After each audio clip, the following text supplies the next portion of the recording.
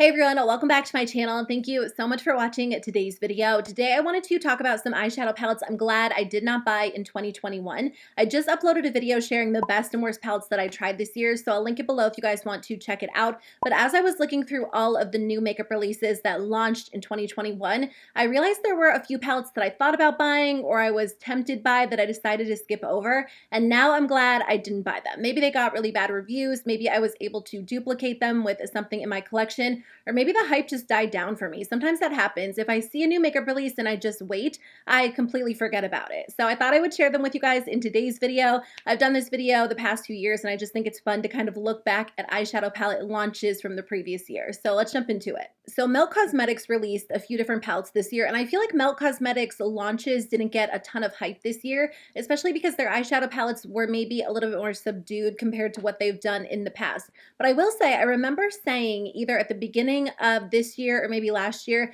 that I was really looking to try like a neutral Melt Cosmetics palette, just because the Melt Cosmetics palettes that I have are very colorful. So I was kind of looking forward to seeing what they were going to release this year. There were two neutral palettes that I decided to skip over, and I'm glad that I did looking back now. So the first one is the Melt Cosmetics Mary Jane palette. It is $58. I actually forgot about this one, but it's a really gorgeous, cooler toned neutral palette. But ultimately, I decided to skip over it because I do have the Natasha Denona Glam palette. And after I saw like side-by-side comparisons, they ended up looking very, very similar. I have to say, as much as I like Melt Cosmetics, I definitely prefer Natasha Denona's formula over the Melt Cosmetics formula. I just find that it's a little bit easier to work with. I like the way that it looks on the eyes a little bit better, especially for a palette that I'm going to wear all the time, like a neutral palette. I just want something that's going to blend out super easily, and I find that that's usually the case with Natasha Denona over Melt. So I'm glad I skipped this one because it did get some mixed reviews, and I also feel like if I would have added it to my collection, I wouldn't have really needed it because I do have the Glam palette. So in the end, I'm glad that I skipped that one. I also decided to skip over the Brunette palette, which retails for $48. I totally forgot about this one until I was looking back on old makeup release videos to film this one, and it did catch my eye initially because it does have some really pretty neutrals, and this past year I was really into neutral eyeshadow as a whole. I just wasn't into colorful shadow as much, but when I did look at this one, I really felt like I could truly duplicate this with quite a few shadows that I already own. I also didn't hear anything about this. I don't know if I saw one single YouTube review. I didn't really search it out, but it wasn't like a super prominent palette in my feed anywhere. So it makes me think that I probably am not missing a whole lot by skipping out on it, just because I do have neutral palettes that are already my go-to, and if I'm going to spend that much money on a Melt palette, it probably should be a little bit more of a standout palette, at least for me personally. I am curious to see what they release in 2022. Their holiday palette was really pretty, but it was kind of like a rainbow palette, and I just felt like it wasn't something I would get a lot of use out of. I have to admit, I was really excited when I initially saw the Natasha Denona Circo Loco palette. It's so pretty. It has a lot of gorgeous jewel tones.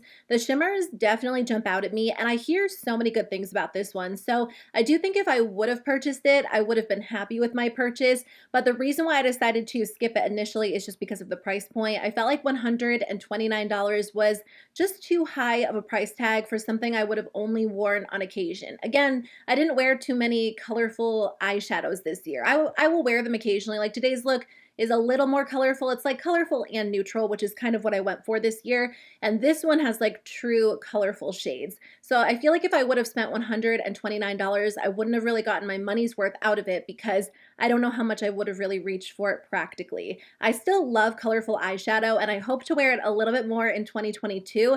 But I think I'm glad I didn't purchase this just because it was so expensive. If it was one of her smaller palettes, I might have actually gone for it, or if it ever goes on clearance, I might end up grabbing it just because I still get so many comments from you guys saying that you love your Circo Loco palette. So this one isn't necessarily about the quality, but I just feel like for me, I wouldn't have used it enough to justify that really high price point. I have an $8 palette from JCat Beauty that has some gorgeous jewel tone shimmers in it, and whenever I wanted to create like a colorful jewel toned eyeshadow look, I used that, and that worked really well for me. And again, that one was $8. So I think I'm happy I skipped this one, even though it is so pretty. I actually really liked the mini Xenon palette too. I feel like Natasha Denona released a lot of good palettes this past year. This is such a good mini smoky palette. I feel like the color story is perfect, it's cohesive, and you have just the right amount of shades to create like a good cool toned smoky eye. The reason why I'm glad I skipped this one is because I can count on one hand the amount of times that I wore like an intense dramatic smoky eye this past year. I can remember doing a smoky eye for a few YouTube videos, but in general, when I wear a smoky eye, like a dramatic smoky eye, I'm getting dressed up and going to like a wedding or a holiday party, and I just didn't do that very much this year or the past year. So for me, I feel like I don't really need to add a lot of smokier tones to my collection, at least like cool toned smokier eyeshadows. I love like a good smoky brown look, but again, this one is a little bit more dramatic. Interestingly enough, I feel like I was able to get a cooler toned smoky look using the Natasha Denona Mini Retro palette. Like the gray tones in there and the shimmer in there, you can definitely get like a cooler toned smoky look. It's a little bit softer than what you would get out of the mini Xenon palette. One mini palette that I did think about buying is the mini Metropolis palette that she released for the holiday season. I thought the colors in this palette were really pretty. I love the gold, I love the teal, and then there are a couple of staple neutrals. So I definitely thought I would be able to get a good amount of use out of this one. And you also get a brush for $25, so it is a good deal in terms of value. I actually almost bought this until I talked about it in a video, and a lot of you guys told me the quality was not as good as her typical quality. So I decided to skip over it for that reason. And then I was reading through the reviews on the Sephora website, and it definitely got mixed reviews. Some people loved it, but some people said the shimmers were really lackluster, and that's what I typically love about her palettes. Her shimmers are super intense, and when I saw a few swatches of like the gold shadow and the teal shadow, they just looked a little bit lackluster. So I'm glad I skipped over it just because I don't really want to purchase something that's going to be poor quality,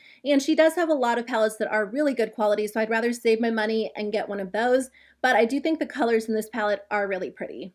I thought about buying the KKW Beauty Camo Eyeshadow Palette. This color story is so pretty. I still think it's really pretty. I love the gold eyeshadow mixed with the greens and the khakis and the neutrals. I'm sure I have these colors in all different palettes in my collection, but I just like the way they combined them because I just feel like this palette flows really well. You can do something a little bit more subtle. You can add a pop of green for more of like an approachable pop of color. I decided to skip over this one because, like I said, I did feel like I could probably find similar shadows in other palettes in my collection, but I'm glad that I did because the last KKW Beauty palette that I tried was the Classic 2 palette, and I just felt like it was lacking something. It performed well enough, but for the price point, it wasn't great, and I just felt like I always wanted something more when I used it. I wanted a brighter shimmer, I wanted more blendable matte shadows, so I was kind of glad I skipped this one just in case it performed similarly to Classic 2.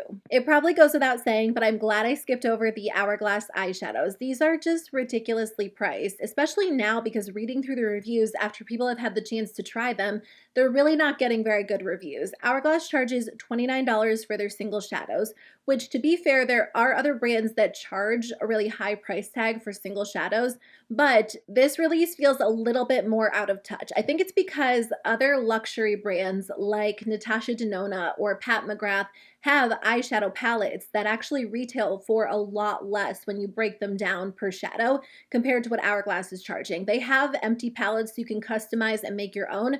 For 5 shadows, you're paying such a high price tag. And again, the reviews really aren't rating these shadows very well. It doesn't look like there's anything super special about the color or the finishes or even the actual formula. So I just think $29 is absolutely ridiculous for what they're charging. It sounds like the quality could definitely use some improvement. I'm glad I decided to skip over this one. It wasn't something I was seriously considering. I just feel like it was one of the most ridiculous launches of 2021.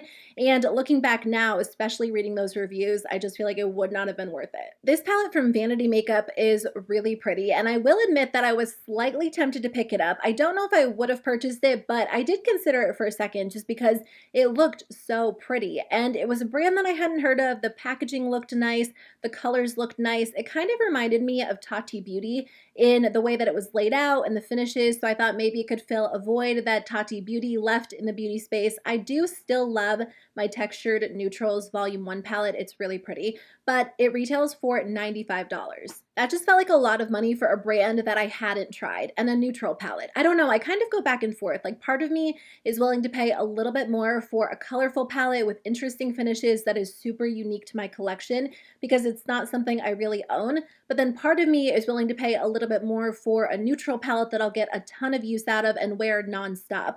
So I don't know. What are you guys willing to pay more for? Are you willing to pay more for something that's a little bit unique to your collection or something that you'll get a ton of use out of? I can kind of see both sides, but in the end, I'm glad I decided to skip over this because this is one of those releases that after the launch, I completely forgot about it. Sometimes that happens with new makeup. It gets super hyped up, whether it's on Instagram or YouTube or just in your own mind. And then after some time passes, you completely forget about the product. So that's why I try not to impulse buy, because a lot of the time, if I just let the hype die down in my own mind or on social media, a product just doesn't really, it doesn't seem as exciting to me anymore. The Anastasia Beverly Hills Primrose palette was probably one of the only holiday palettes that really did catch my eye this year. And I think it was more because it was a palette from Anastasia Beverly Hills than it was the actual color story and layout. The color story is really pretty, and I do think it is gorgeous, but I think I was just more excited for a new release from ABH. I miss those days when ABH would release a palette and it was exciting and so fun. It would sell out in seconds and everyone was just so excited to have it and use it. And I just feel like they haven't really been in the forefront for the past year. They've released a few products, but it's been a while since they've done a palette. So I think that is part of the reason why I was excited about it. I decided to skip over it because I felt like I did have shadows like this in my collection. I also felt like these are shadows that I would probably wear more so during the spring and summer. And not that I can't purchase a palette in the winter and use it in the spring and summer. I just didn't know that it would get a ton of use in my collection for at least a few months. I do wish they had taken out those two face shades. I don't know if they're blushes. I think they're meant to be blushes. I wish that they had replaced those with 4 shadows instead. I think if that was the case, it might have appealed to me a little bit more, but I don't typically love face and eye palettes. Actually, I don't know if that's true anymore because this year I did purchase a couple of face and eye palettes. I have one from Natasha Denona that I use all the time. It just kind of depends on the face shadows, or the face shadows, like the blushes or bronzers or highlighters in the palette. But at the same time, I feel like it's basically impossible to choose face shades that will work well for all skin tones. So generally if a brand does it, it's nice if they have different options like a light and a medium and a dark, and this one just has this one, just these 2 shades. So I'm not sure how often I would have used those blushes, but I do think it's pretty. I'm glad that it's getting good reviews. I want Anastasia Beverly Hills to do well just because I have like such good memories using their original palettes, but I'm curious to see what they have in store for 2022. I feel like 2021 wasn't necessarily their year, so maybe 2022 will be. Fenty also released a holiday palette this year, and I don't know why, but I just feel like Fenty doesn't do eyeshadow very well. I don't know that they've really released an eyeshadow palette that has gotten a ton of hype or a lot of great reviews. In fact, whenever they release an eyeshadow palette, I feel like they get such poor reviews and you end up seeing them on clearance not too much later. So when I initially saw photos of their Bomb Posse palette, I thought it was such a pretty palette and I was excited because I just hoped that it would be a little bit better than their previous releases. The colors look really nice. I think it has a good mix of mattes and shimmers and it just looked like a nice staple palette. But I'm glad that I skipped this one because it got terrible reviews. I did watch a few reviews on YouTube and it didn't feel like anyone had anything good to say about it. I think a lot of people were saying the shadows were lackluster, the shimmers felt a little bit dry, and I don't know if it's the same formula as those other like mini Fenty palettes that kind of look like they come in similar packaging, but I just feel like even when people don't hate Fenty's eyeshadows, they always end up saying like very mediocre things about them. So I don't know, it's weird because Fenty does so many things well. I love their lip products, their cheek products are amazing, they have amazing complexion products, but for some reason their eyeshadow palettes just always seem to fall short. So hopefully they will reformulate and maybe try again, or maybe eyeshadows just aren't really their thing, but I just feel like in 2021 and now heading into 2022, you can't be a brand that releases mediocre eyeshadow because you can get good eyeshadows for like $4. So if you're a high-end brand charging high-end prices, your eyeshadows really have to be good.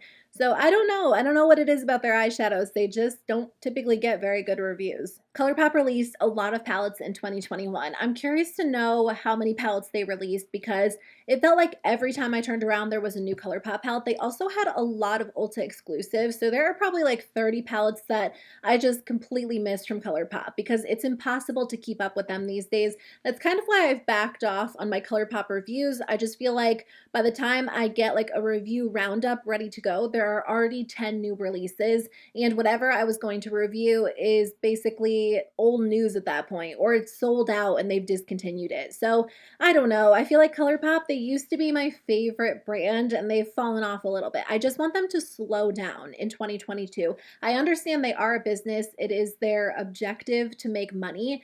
But I also feel like if they just restocked a lot of the products they're known for, their staple lines, that would probably help too. And I'm sure I'm not feeling alone. They just release so much. And, you know, if there is a release that I don't want, I just skip over it, I move on. But they used to be my favorite brand. So I feel like that's why I'm just a little bit sad because at this point, it's just not even fun. There's so much they're releasing. Anyway, there are two palettes in particular I'm glad that I skipped over because for me, these are two palettes that I did initially think about buying. So the first one is the Your Golden palette. This is one of their bigger palettes. I think they technically call them their mega palettes. And usually I don't like mega palettes from any brand, but I do feel like for a larger palette, Colourpop does their mega palettes pretty well. They come with 30 shades, but they are small and thin and compact, so they're not uncomfortable to hold or hard to store. So I do consider them from time to time. Anyway, when they were teasing the Your Golden palette, I thought it was going to be like a really warm toned palette with really beautiful browns and orangey reds and then a ton of blues. Kind of similar to the palette, what was it called? The Dreamstream palette from Kathleen Lights, but like a bigger version of that. So when they revealed it, I was kind of sad because it was just such a neutral, heavy palette. I wasn't super far off because it does have a lot of brown shadows in it. It only has like a couple of blues, but I do feel like this one could have been more curated for sure. Or they could have just condensed this into like a 12-pan palette. Sometimes with their really large mega palettes, it feels like they repeat a lot of the shades over and over. So I'm glad I skipped over this one. I just feel like I have a lot of brown eyeshadow in my collection. It's not something I need like a really large palette of. It's not something that would have really added to my collection. So I was hoping that it was going to be what I pictured in my mind, but it was a little bit less exciting. I'm also glad that I skipped over the Play It Jewel palette. I did think about buying this one just because it is so pretty. It has a lot of gorgeous jewel tones in it, and I was kind of into those shades during the fall for a little while. The reason why I was kind of surprised by this one is because they launched it so soon after they launched It's a Mood. I almost purchased it when they released it because it just had so many beautiful colors, but I did feel like there were a lot of similarities between It's a Mood and Play It Jewel, and I still feel like that. If I was to take out all of the shadows and match them up, I feel like there would have been so many shadows that lined up almost perfectly. And I just like the way that It's a Mood is laid out. Because of the layout, I feel like I was able to get so much use out of it. And if I purchased Play It Jewel, I don't know that I would have used It's a Mood as much. I just didn't need two mega palettes with jewel tones in my collection. So as pretty as it is, I'm glad I skipped over it. But if you guys purchased that one, if you have both of them, which one do you like better? They really are so pretty. I feel like those are two of the best palettes Colourpop did this year.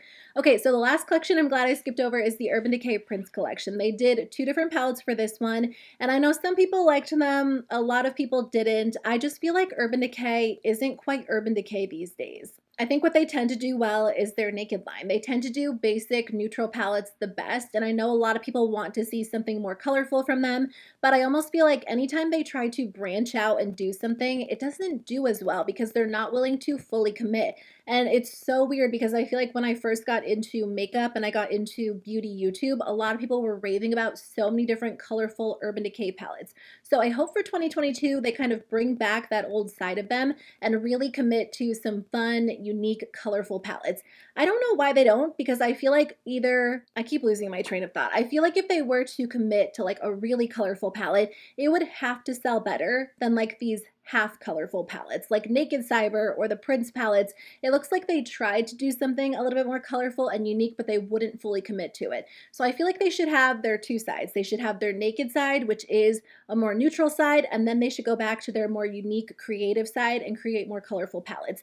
The Urban Decay Prince collection just felt lackluster. It felt like it could have been a little bit better, and I know some people enjoyed it, like I said, but it went on sale so fast after it launched. So I'm definitely glad I skipped it. I just feel like my my advice when it comes to Urban Decay is just wait, because their palettes go on sale so quickly these days.